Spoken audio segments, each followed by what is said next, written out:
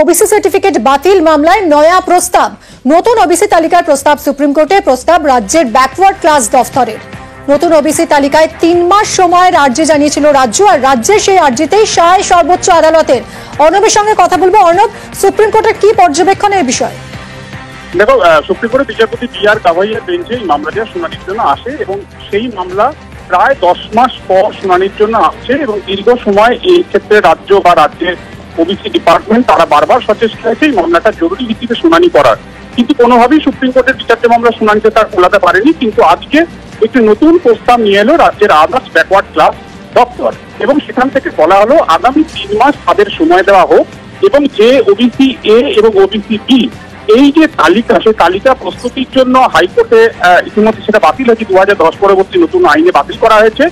এই পুরো বিষয়টা অর্থাৎ ওবিসি এ এবং ওবিসি বি তালিকাতে কারা থাকবে না থাকবে সেই মর্মে তাদের সার্ভে সেটা চলবে।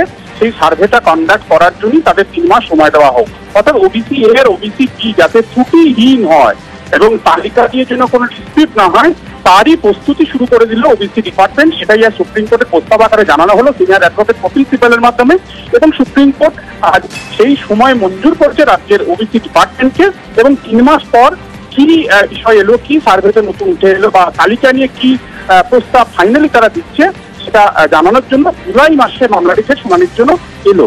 2024 সালের মে মাসে যখন এই ওবিসি প্রায় 12 লক্ষ সার্টিফিকেট বাতিল হয়ে গেছিল, রাতারাতি ভর্তির ক্ষেত্রে একাধিক যারা প্রকৃত ওবিসি জন্য দাবিদার সার্টিফিকেট পাওয়া তারা যেমন বঞ্চিত হচ্ছিল, একই সঙ্গে রাজ্যের বিভিন্ন নিয়োগ প্রক্রিয়া যেগুলো নতুন করে শুরু করার কথা সেই নিয়োগ প্রক্রিয়াও সংরক্ষণের জটে সেগুলো আটকে যাচ্ছিল।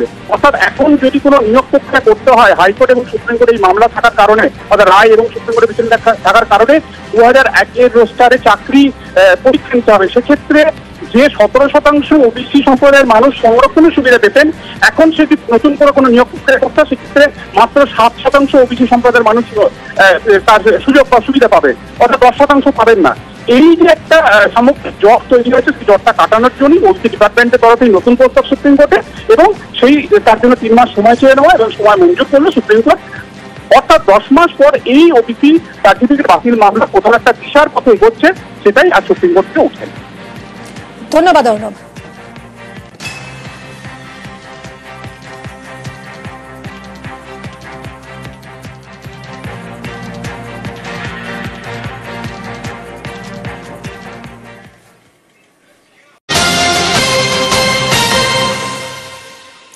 নতুন ওবিসি তালিকার প্রস্তাব। ওবিসি সার্টিফিকেট বাতিল মামলায় নয়া প্রস্তাব।